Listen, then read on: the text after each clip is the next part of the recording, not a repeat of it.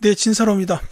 75회 한능검 심화 마지막으로 그 41번부터 해설 강의를 이어가도록 하겠습니다. 가단체에 대한 설명으로 옳은 것은 하고 물어봤죠.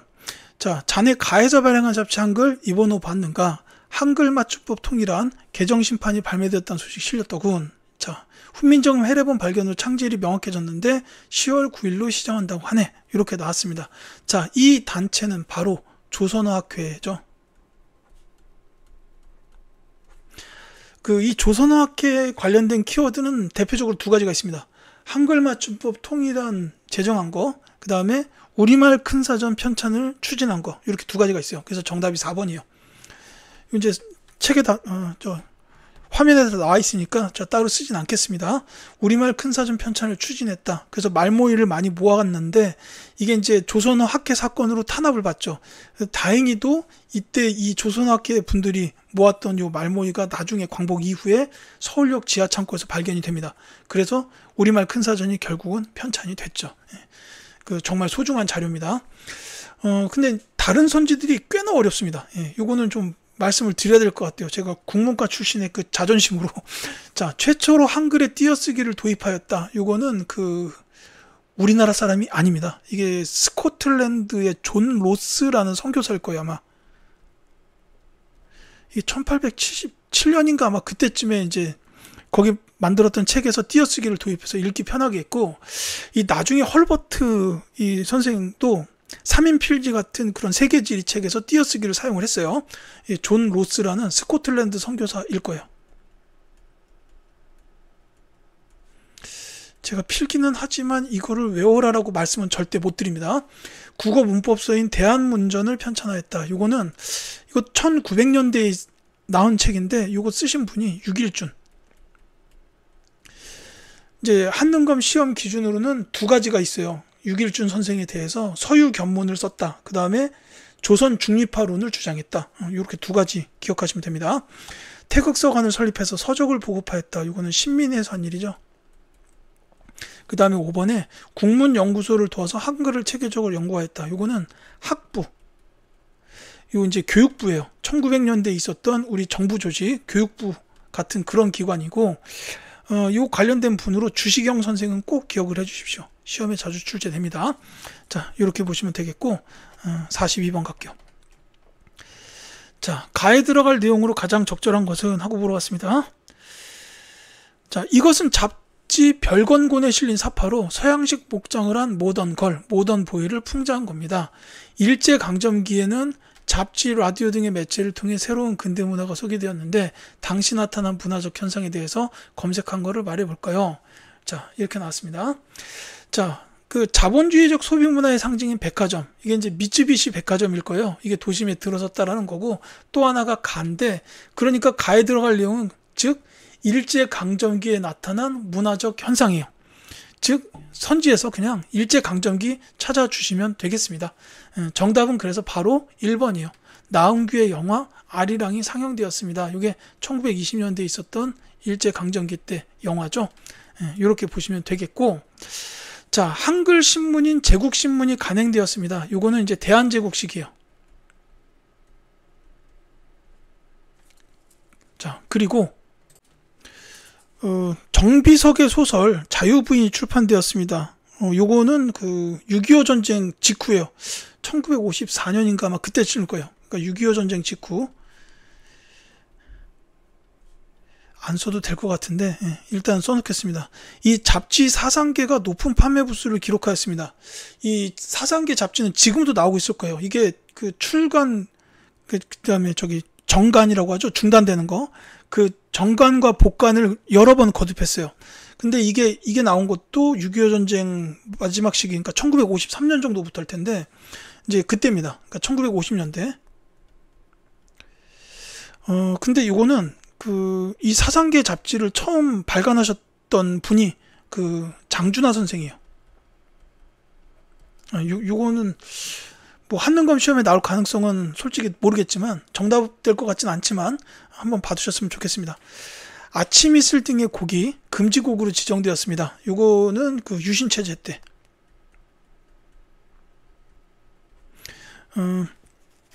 요 아침 이슬 양희은 그 가수분께서 부르셨죠. 근데 이제 유신체제 때 금지곡으로 지정됐었다. 뭐 이렇게 보시면 되겠습니다. 자, 43번 가겠습니다. 가부대에 대한 설명으로 옳은 것은, 자, 이제 뭐 자매들여 용광로로 뛰어오라, 이미 모인 혁명 동지들은 뜨거운 손길을 내밀고 속히 달려옴을 기다리고 있다라고 되어 있습니다. 광복에 실린 지보경의 글 일부인데, 그녀는 1940년 9월 충칭에서 자신의 아버지 지청천을 총사령으로 하는 가가 창설될 때 오광심, 김정숙, 조선옥 등과 함께 참여하였다. 광복을 맞이하였다라고 되어 있습니다. 자, 그러니까 이 지보경이라는 분이 지청천 장군의 따님이군요. 예, 저는 여기서 처음 알았습니다. 죄송해요. 자, 근데 어쨌거나 지금 여기서 이 지청천 장군을 총사령으로 하는 가다라고 했는데, 사실 이 지청천 장군께서 총사령 하셨던 부대가 두 개가 있어요. 1930년대는 한국 독립군, 그 다음에 1940년대는 한국 광복군입니다. 지금 이 문제는 1940년 9월 충칭이기 때문에 대한민국 임시정부의 부대였던 한국 광복군을 말하는 거겠죠. 요게 이제 본문에 있는 부대라고 보시면 되겠습니다. 다만 이 한국 독립군은 이제 북만주 지역에서 혁신의회 산하에 한국 독립당이 창당되면서 거기에 조직으로 한국 독립군이 만들어졌어요. 쌍성보 전투, 대전자령 전투를 중국 호로군과 함께 승리했다. 요거는 기억하셔야 됩니다. 그래서 쓰는 거예요. 다만 이 문제는 한국 광복군 문제이기 때문에 이제 요거에 관련된 거를 선지에서 찾아주면 됩니다. 이제 활동은 크게 두 가지가 있어요. 그 인도 미얀마 전선에 영국군 요청으로 파견됐다. 여기서 작전을 수행했어요. 또 하나가 그 미국 OSS 전략정보국 특수부대랑 연계해가지고 국내 진공작전을 추진했습니다.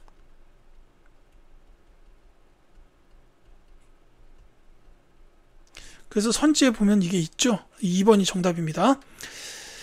자, 청산리에서 일본군에 맞서 승리를 거두었다. 요거는 그 김좌진 장군의 북노군 정서, 그 다음에 홍범도 장군의 대한독립군, 요것 등 연합부대예요. 이제 승리를 거둔 이후에 그 간도 참변을 겪으면서 만주에서 활동 근거를 잃어버리고 대한독립군단으로 뭉쳐서 러시아 자유시로 갔지만 자유시 참변 나오죠. 자, 동북항일연군으로 개편되어 유격전을 전개하였다. 요거는 그 동북인민혁명군이에요.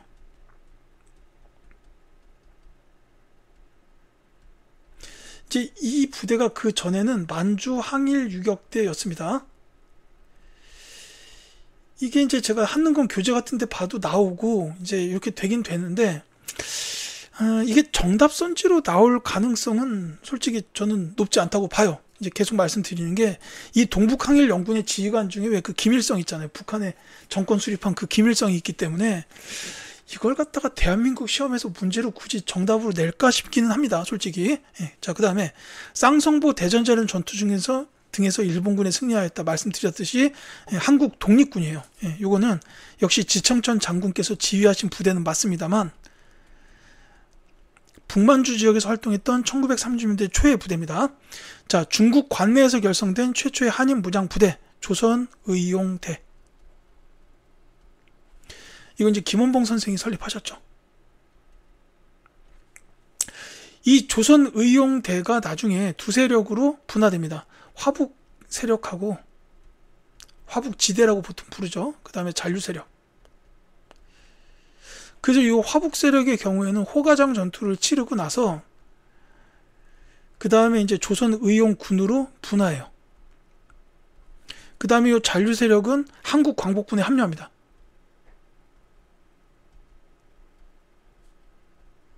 이 흐름도 기억해 두셔야 돼요. 혹시 다음에도 또 시험을 보실 거라면 이 화북 세력과 잔류 세력 나눠졌고 이렇게 흘러간다라는 거를 기억해 두셨으면 좋겠습니다. 자, 44번 갈게요. 밑줄근 이 시기에 시행된 일제의 정책으로 옳은 것은 하고 물어봤습니다. 자, 각종 녹그릇과 생활용품들을 공출한 후 찍은 사진이다. 당시 금속류 회수령이 실시되었지 해가지고 중일전쟁을 일으키고 침략전쟁을 확대하던 시기에 일제는 사찰의 종까지 걷어가기도 했다라고 나와 있습니다. 이딴 짓은 일본 본토에서도 해야 될 거 아닙니까? 안 했죠. 자, 요거는 1930년대 중반 이후입니다. 중일전쟁과 침략전쟁을 확대했던 시기라는 거죠. 요때 일제가 우리나라를 대상으로 시행했던 정책은 크게 두 가지로 정리하시면 좋겠어요. 민족말살 통치, 또 하나는 국가총동원법입니다. 지금 여기 사진도 나와 있고 학생들의 대화를 보시면, 학생이 아니네요. 어쨌든 두 분의 대화를 보면 이 국가총동원법 관련된 이 공출, 요게 나온 거예요. 이제 공출과 배급 정책 시행했고, 그 다음에 그 인력 수탈도 굉장히 심했죠. 그 강제 징용, 징병, 학도 지원병 제도, 그 다음에 그 여성들의 경우에도 정신근로령 만들어서 위안부, 이런 게 이제 여기에 해당하고, 이 민족말살 통치의 경우에는 황국신민서사의 암송이나 신사참배, 궁성요배, 창시개명, 이런 것들이 있습니다.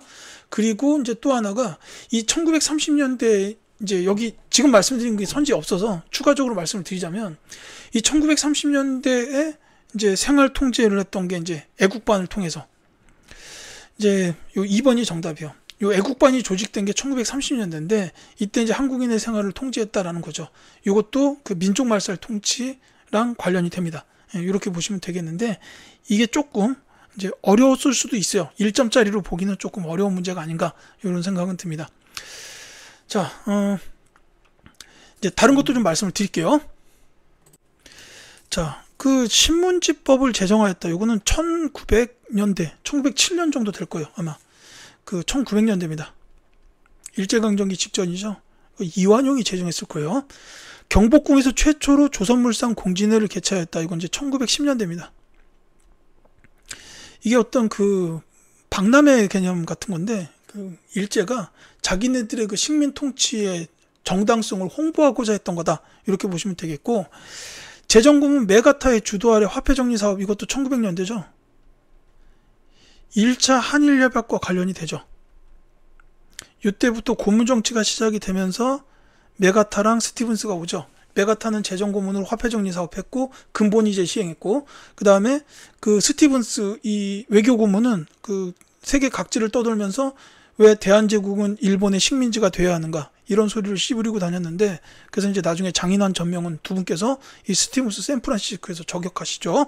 자, 그 다음에 보통학교의 수업연한을 4년으로 규정한 1차 조선 교육령을 시행하였다. 이거 1910년대예요.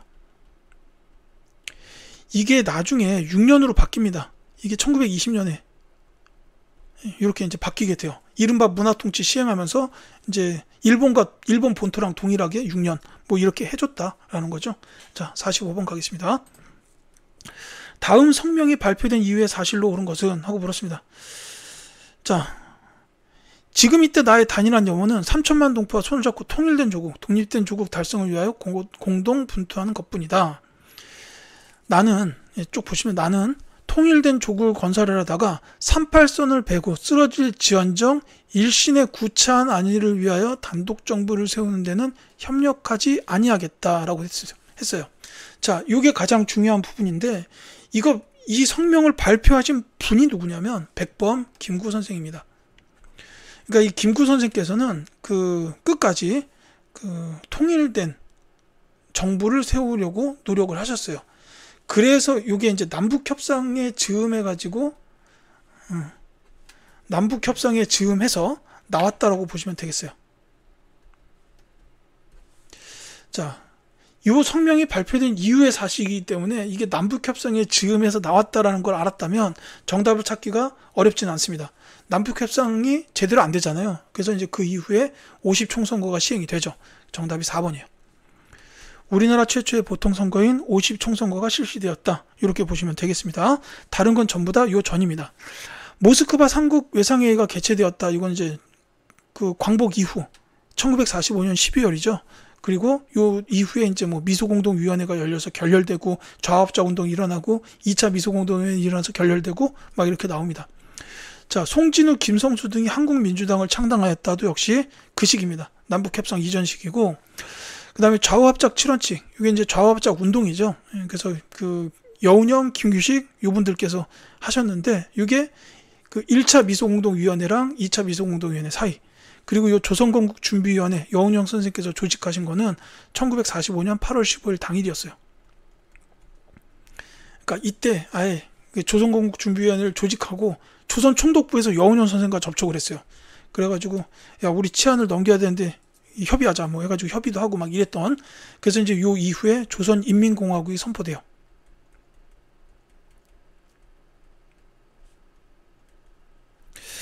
다만 이거 조선민주주의 인민공화국 아니에요. 조선인민공화국입니다. 다만 이 뒤에 미국이 들어오면 38도선 이남으로 미국이 들어오면서 조선인민공화국이나 대한민국 임시정부 같은 이런 조직들을 전부 인정하지 않고 오로지 이 지역은 미국의 군정부 뿐이다. 이렇게 이제 해버립니다. 이제 그래가지고 이제 힘이 급격히 사라지게 되죠. 이거를 정리를 해야 될까요? 간단히만 말씀을 드릴게요. 모스크바 3국 외상회의가 있었고 1차 미소공동위원회가 나와요. 물론 결렬됩니다. 왜 결렬되냐면 이제 이 통일된 민주정부를 수립하기 위해서 협의를 해야 되는데 그 협의할 단체의 참여 범위를 두고 소련과 미국의 입장이 달랐어요. 그래서 결렬이 되고 이때 이제 이승만의 정읍 발언이 나와요. 자, 저 소련 몰아내고 남쪽이라도 단독 정부 수립해야 된다. 뭐 이런 발언을 합니다. 그러니까 안 돼 해가지고 좌우합작이 일어나요. 근데 이 좌우합작 운동이 이제 추진이 잘 안 됩니다. 뭐 여운형 선생님이 몸이 안 좋으시기도 했고, 그 다음에 최종적으로 좀 암살 당하시죠. 뭐 그런 일도 있었고요. 그래서 이제 2차 미소공동위원회가 나오는데 이것마저 결렬이 돼요. 결렬이 되고 결국 이 한반도에 관련된 문제가 유엔으로 넘어가요. 그래서 유엔 총회에서 인구비례 총선거 해라. 이렇게 이제 결의를 합니다. 근데 이거를 소련이 받아들이질 않아요. 그래가지고 유엔 위원단의 입국을 거부합니다. 이게 이제 소련이 그랬다는 거예요. 소련이. 왜냐? 인구비례 총선거를 하게 되면은 남쪽에 있는 요 자유민주주의 세력한테 그 공산사회주의가 밀릴 수밖에 없어요. 이제 인구가 남쪽이 훨씬 더 많았기 때문이에요. 그래서 소련이 유엔 위원단 입국을 거부하니까 다시 유엔 소총회에서 이 문제를 다루는데, 그러면 선거가 가능한 지역만이라도 총선거 해. 이렇게 나온 거예요. 선거 가능 지역만. 그러니까 이거는 남쪽에서만이라도 선거해라. 이 소리잖아요. 그러니까 이제 김구 선생이 이런 거를 발표하시고 남북 협상을 한 겁니다. 근데 결렬되고 결국은 50총선거가 나오게 됐다. 이렇게 보시면 되겠어요. 아유, 길게 말씀드렸네요. 이게 해방 공간에서 가장 중요한 사건의 흐름들이라고 보시면 되겠습니다. 46번 갈게요. 밑줄근 정부 시기에 있었던 사실로 옳은 것은? 하고 물어봤습니다. 자, 부산 임시국회에서 개헌안을 표결하는 장면이래요. 6.25 전쟁 중이었죠. 그러니까 요 개헌은 결국 발췌 개헌입니다. 자, 이 발췌 개헌이 이루어졌다. 물론 이게 아니어도 6.25 전쟁 중이었기 때문에 이때 정부라면 당연히 이승만 정부가 되겠죠. 자, 이승만 정부 시기에 있었던 사실을 찾아라 그랬는데 이거는 6.25 전쟁과 관련된 내용으로 찾아도 되겠네요. 왜냐하면 선지 2번에 있는 요 한미 상호 방위 조약이 6.25 전쟁이 끝나고 나서 그 직후에 체결됐어요. 이제 뭐 주한미군이 주둔한다 뭐 이런 내용이 들어간 게 바로 요 한미 상호 방위 조약 때 들어갔던 내용입니다. 이제 다른 거 볼게요. 경부 고속도로가 개통되었다. 이거는 박정희 정부의 경제적 성과죠. 한평 고구마 피해 보상 운동, 요거는 역시 박정희 정부입니다. 자, 그 다음에 대통령 긴급 명령으로 금융실명제가 실시되었다. 요거 이제 금융실명제는 김영삼 정부, OECD 가입이랑 같이 기억을 해야죠. 그 다음에 사회정화를 명분으로 삼천교육대가 설치되었다. 요거는 전두환 정부입니다. 자, 이렇게 보시면 되겠고, 이 박정희 정부 때 한평 고구마 피해 보상 운동 나온 김에 하나 더 말씀드리자면, 저 한평 고구마랑 또 하나가 광주 대단지 사건이 있어요.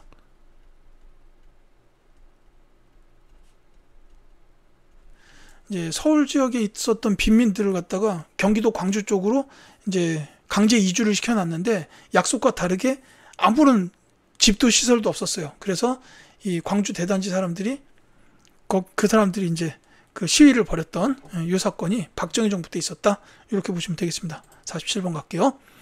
자, 가정부 시기에 있었던 사실로 옳은 것은 하고 물어봤습니다. 자, 여성 노동운동이네요. 노동조합 대의원 선거를 방해하는 어용조합원들에 의해 인분을 뒤집어 쓴 동일방직 여성 노동자들. 자, 요건 좀 어려울 수 있는데 요 옆에 거는 알아야 됩니다. 임금 체불과 직장 폐쇄에 항의하여 신민 당사에서 농성하다 끌려나가는 YH 무역의 여성 노동자들이에요. 자, 요 YH 무역. 요거는 사건이 있잖아요. 요 박정희 정부. 특히 유신 체제입니다.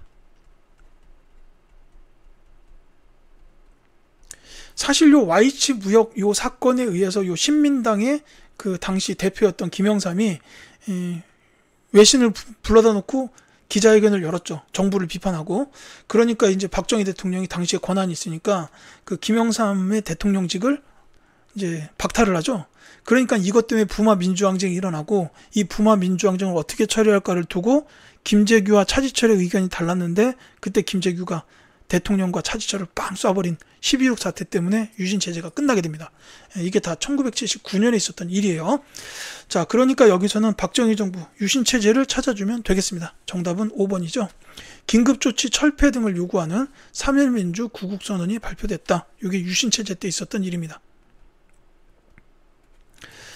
자, 이렇게 보시면 되겠고, 자, 그 부천경찰서 성고문 사건이 발생했다. 이게 그 전두환 정부 때일 거예요. 그 다음에 경향신문이 폐간된 거는 그 이승만 정부 때. 그 다음에 최저임금위원회가 설치되었다. 이것도 그 전두환 정부.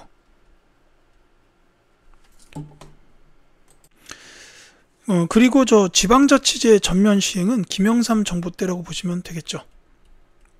자, 그 다음에 48번 가겠습니다.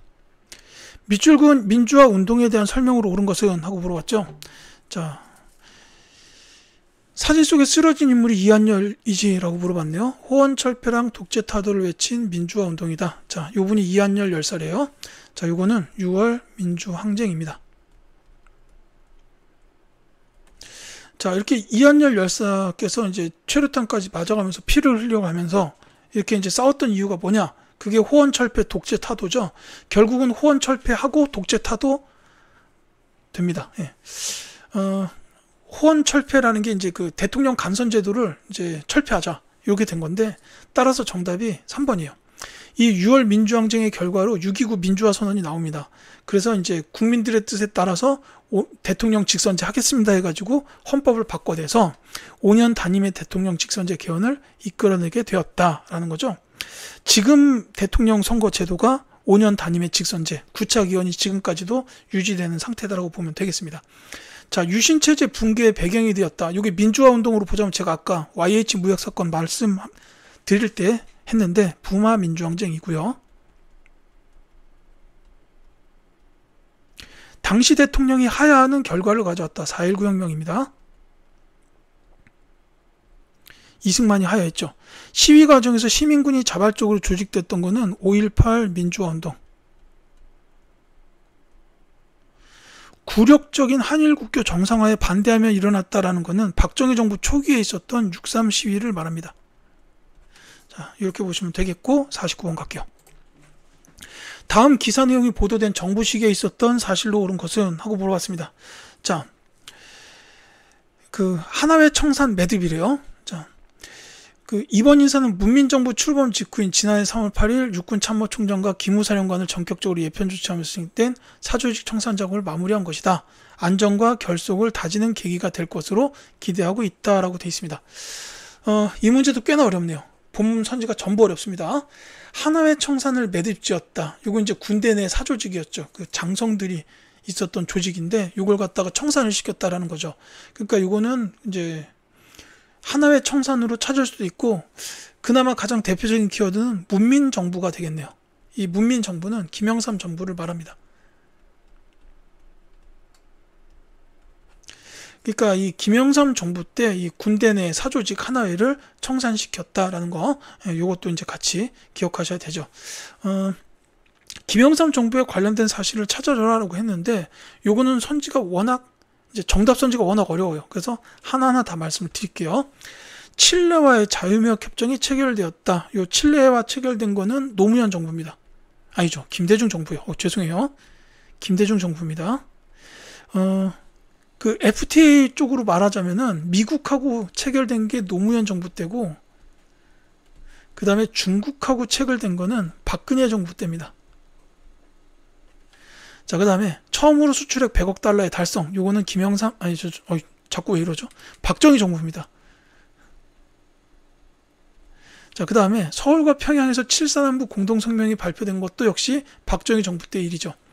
북방 외교를 추진하여 사회주의 국가인 소련과 수교하였다. 이게 이제 노태우 정부입니다. 자, 거창 사건 관련자의 명예회복에 관한 특별조치법이 제정되었다가 김영삼 정부예요. 역사 바로 세우기 정책의 일환이라고 보시면 되겠는데, 요 이제 5번 선지가 상당히 어려운 내용이었어요. 대신에 다른 선지들에 대한 거는 어느 정도 공부가 돼 있을 테니까 소거법으로 정답을 찾는 게 가능한 문제로 보입니다. 자, 50번 갈게요. 가지역에 대한 탐구 활동으로 가장 적절한 것은 하고 나왔죠. 자, 끔찍한 학살의 흔적, 너분숭이 4.3 기념관. 이게 가장 중요한 키워드일 겁니다. 알뜰이 비행장은 조금 어려울 수도 있잖아요. 자, 요 지역은 바로 제주입니다. 자, 제주도 지역에 대한 탐구 활동으로 가장 적절한 거를 물어봤습니다. 요것도 하나하나 다 말씀을 드릴게요. 자, 원종과 애노가 봉기한 곳을 검색한다. 요거는 그 사벌주라고 하는데, 이제 그 당시, 그러니까 신라 하대 당시의 지명 이름이고, 지금은 경상북도 상주라고 보시면 되겠어요. 외교장각 도서의 약탈 과정을 조사한다라는 거는 강화도입니다. 요게 있었던 게 병인 양요죠. 그 다음에 박병선 박사님께서 이 외교장각 도서의 반환을 위해서 많이 노력하셨었다. 기억해 주시고요. 강주룡이 고공시위를 전개한 장소를 알아본다. 자, 요거는 그 평양입니다. 그 다음에 김만덕이 흉년에 굶주린 백성을 구제한 기록을 살펴본다. 요게 제주도가 맞아요. 그래서 정답이 4번입니다. 이 제주 지역의 거상이었던 여성이죠. 요 김만덕 이 상인께서 그 흉년이 드니까 자기 재산을 싹 다 풀어가지고 백성들을 구제했어요.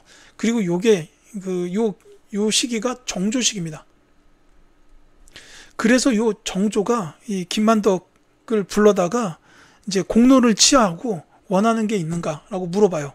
그러니까 이제 당시에 요 김만덕 상인의 신분도 올려주려고 했어요. 정조가. 그랬더니 김만덕 이분께서 다른 건 다 괜찮고 자기는 금강산이 보고 싶습니다. 이렇게 해가지고 정조가 금강산 보게끔 허가를 해주고 그 다음에 다시 제주도로 돌아갔죠. 자, 그 다음에 러시아의 남하를 견제한다는 구실로 영국군이 점령한 지역, 여기는 거문도인데, 이 전라남도 여수 남쪽 40km 정도에 떨어진 그런 섬이에요.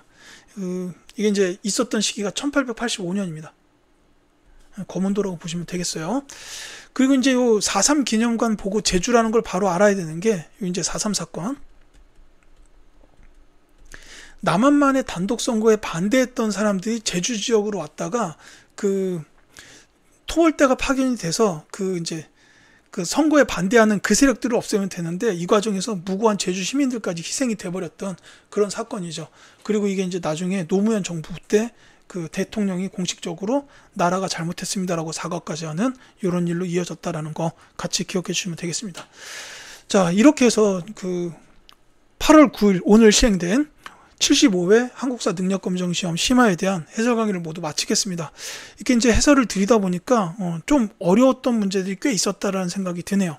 오늘 시험 보셨던 수험생들께 수고했다는 말씀을 마지막으로 드리면서 이 강의들을 마치도록 하겠습니다. 저는 다른 콘텐츠로 또 찾아뵙도록 하겠습니다. 감사합니다.